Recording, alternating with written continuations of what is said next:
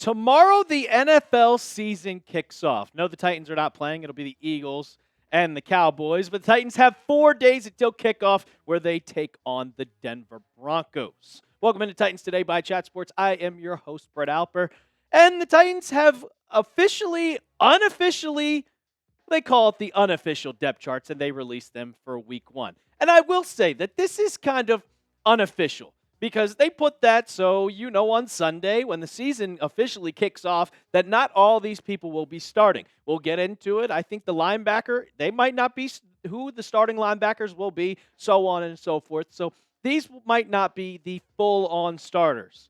But once we get into the depth chart, I can tell you right now, looking at the quarterbacks, that Brandon Allen will not be starting quarterback. It will be Cam Ward as your QB1. And this comes no shocker. I mean, Brandon Allen, yeah, he was solid. He beat out Tim Boyle for QB2, and they also have a player on the practice squad, guy that they signed late into the preseason. He played in the final game, but it was Trevor Siemian. He is on the practice squad, and just in case someone gets hurt, whether that be, knock on wood, it's not Cam Ward or Brandon Allen, but he will get activated to the active roster and will be available, of course. Now, before we get into it any further, we got a week 1 sub battle against the team that the Titans are going up against this weekend, and it's the Broncos breakdown. You see right here, 35 subs to 52 subs. I want to beat their ass.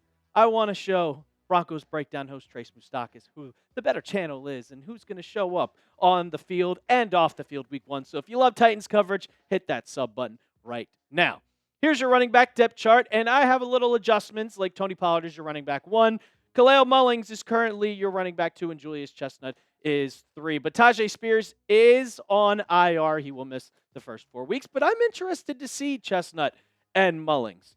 These are 2 guys that look pretty solid in the preseason, specifically Mullings. Like Chestnut, he's obviously going to get a lot of burn on special teams, but he also can break a lot of tackles. So this is their time to kind of show off and show that they could be one of the backups, because Tyjae Spears, unfortunately, suffered that ankle sprain in the first preseason game of the year, and he was placed on IR, so he automatically misses the first 4 weeks of the season. I think he'll be back and obviously be that second spot. But the question is, who's going to be that third guy? Because I do not expect the Titans to keep 4 of them on the roster. Whoever that third person may be, whether it's Kalel Mullings or Julius Chestnut, the second one will probably get cut and go on the practice squad. Then we go to the wide receiver depth chart. And I know what you guys are probably thinking when you see this. Well, for one, James Prochet is still not on the active roster. He is a part of the practice squad, which is crazy to think. But Calvin Ridley at 1, Tyler Lockett is your slot, and then Alec Manor as wide receiver 3 over Van Jefferson. And I've been saying this throughout the entire offseason. I think Van Jefferson is washed, and he showed me up. He did show me up during that last preseason game where he took a 60-yard touchdown to the house, and it was awesome to see.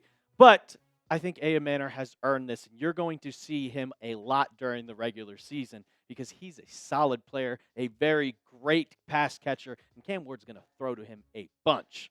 Tight end depth chart, we know that Josh Wiley unfortunately got the boot. Chikakonkwo is your tight end 1 for now. Gunnar Helm as your tight end 2, and then David Martin Robinson, guy we'll see on special teams a bunch, as your tight end 3. I'm looking at Gunnar Helm specifically because I still can't get over that catch in the Falcons game. I expect him to go to tight end 1, but a lot of 12 personnel on the team. And then your Titans offensive line depth chart. This was your starting O-line from probably early mini camp, OTAs. There was no surprises here. Peter Skoronski, Lloyd Cushenberry is officially back. He will be active week 1. Kevin Zeitler at right guard and J.C. Latham at right tackle.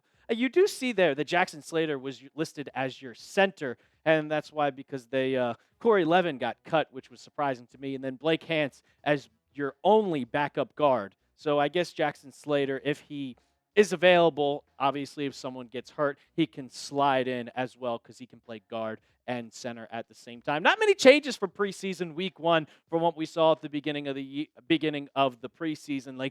I like this depth chart. I think there wasn't much going in where you were like, oh, this is going to be crazy. Now on the defense, there's a little bit different, and we'll get that in a second. But we got a game. It's game week, folks. I know you guys are happy, and I'm excited for it as well. Who you got?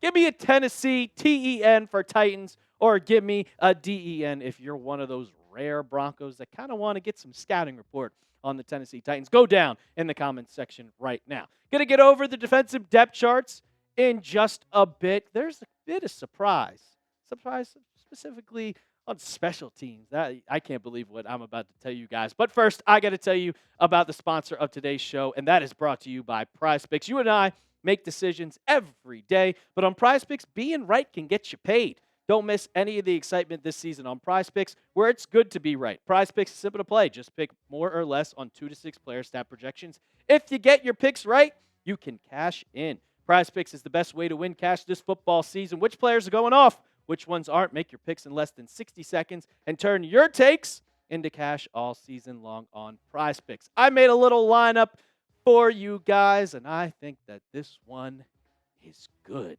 Dak Prescott, the max discount, more than half a yard.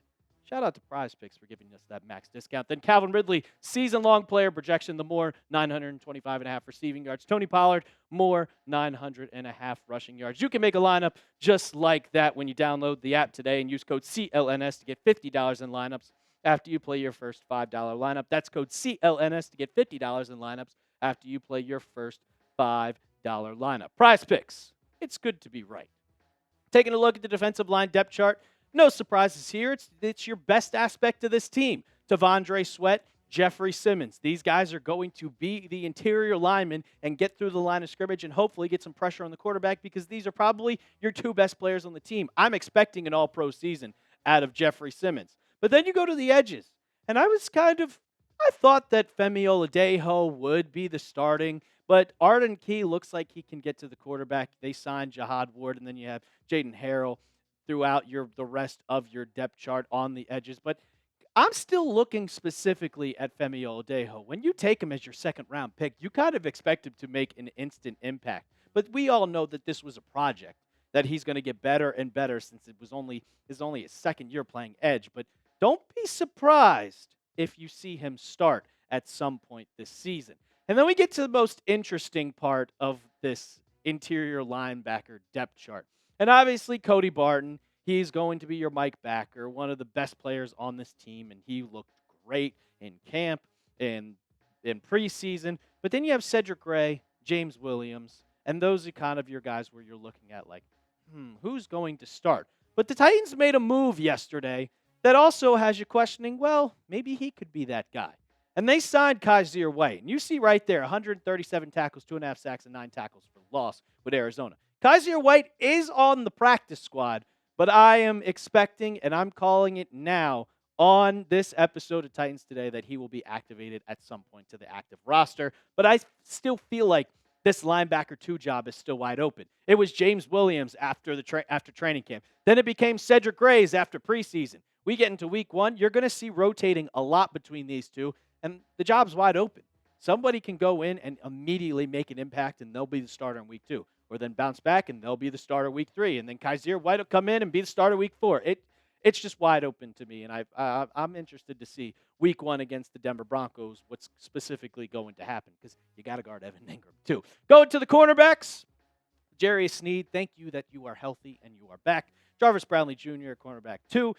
Roger McCreary at your nickel. Darrell Baker, Jalen Armour Davis, Marcus Harris as your backups. I'm interested to see the 3 starters on the field because after that, it's a little weak at your cornerback position. And then the safeties. I feel like the safeties are probably the deepest part of this team besides T'Vondre Sweat and Jeffery Simmons because you have Amani Hooker, you have Xavier Woods, Quandre Diggs, Kevin Winston Jr. Those are all incredible players. And people think once Diggs got signed that he was going to take Xavier Woods' spot. But that was just a depth piece. Like, you could rotate those guys in and out, especially with Winston Jr. He's only a rookie. He's just going to keep getting better.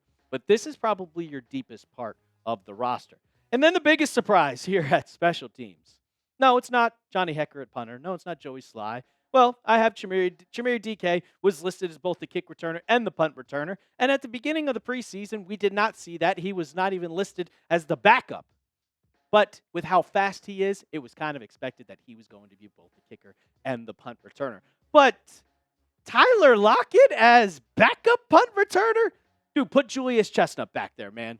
He is way too old and honestly not fast enough in in 2025 to be your punt returner. I like you, Tyler Lockett. I appreciate what you did in Seattle and now coming over to Tennessee. But the backup punt returner, this is kind of just like what I saw with the Vikings when they released their depth chart, that Adam Thielen was also listed as their backup punt returner. So maybe it's just like, hey, we're just putting him there. But I find that absolutely crazy. Absolutely crazy. So there's your roster. It's impressive to an extent. I still think that the Broncos probably get the win on Sunday. But anything could happen. If Cam Ward balls out, that might be a dub. Grade the Titans roster for me down below. A, B, C, D, or F in the comment section. I'm still giving it a C+. This is a work in progress. Give it like a two-year development plan, 2-year rebuild, and this team will be the top team in the AFC South for years to come. That's going to do it for the latest edition of Titans Today by Chat Sports. If you like what you saw, hit that sub button. We're giving you Titans coverage all the time, and we got a game here, folks. Week 1 against the Denver Broncos. So hit that sub button and tighten up.